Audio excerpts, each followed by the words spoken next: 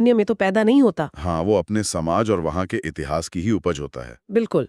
अब अगर असम की बात करें तो बाहर से देखने वालों को ये सिर्फ चाय के बागानों या खूबसूरत पहाड़ों और ब्रह्मपुत्र नदी का एक सुंदर सा पोस्ट कार्ड लगता है। हम्म। का एक बहुत बहुत पुराना संघर्ष दबा हुआ है। और डॉक्यूमेंट्री में इस बात पे बहुत जोर दिया गया है।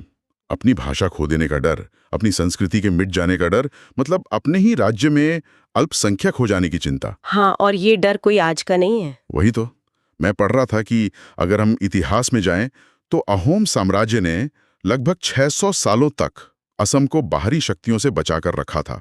600 साल। और यही वो ऐतिहासिक स्मृति है जो आज वहाँ की राजनीति का सबसे बड़ा हथियार है। आप 1671 के सरायघाट युद्ध को ही ले लीजिए। अच्छा, वो लाछित बर्फुकन वाला? हाँ बिल्कुल, वो सिर्फ इतिहास की एक तारीख नहीं है।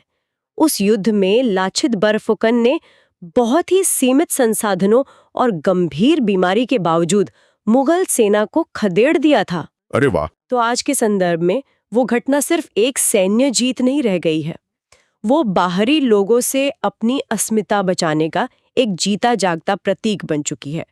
जो भी नेता इस रक्षक की छवि को अपना लेता है वो सीधे जनता के दिलों से जुड़ जाता है। लेकिन भाई, इतिहास तो उसके बाद भी काफी बदला है। मतलब जब ब्रिटिश काल आया तो वहाँ रेलवे, चाय और तेल उद्योग शुरू हुआ, और फिर आर्थिक विकास के साथ साथ बंगाल से बड़े पैमाने पर माइग्रेशन शुरू हो गया।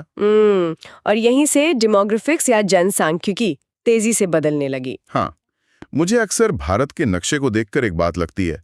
हम वो सिलीगुड़ी कॉरिडोर को देखते हैं ना, जिसे चिकन नेक कहते हैं। हाँ, वो संक्रासा रास्ता। मुझे लगता है कि वो सिर्फ एक भौगोलिक रास्ता नहीं है, वो दशकों तक एक भावनात्मक बॉटलनेक भी रहा है। भावनात्मक बॉटलनेक? ये काफी दिलचस्प है। मतलब एक ऐसी संकरी जगह जहां से असम की चिंताएं, उनका डर, उनका दर्द, वो कभी दिल्ली तक सही से पहुंच ही नहीं पाया।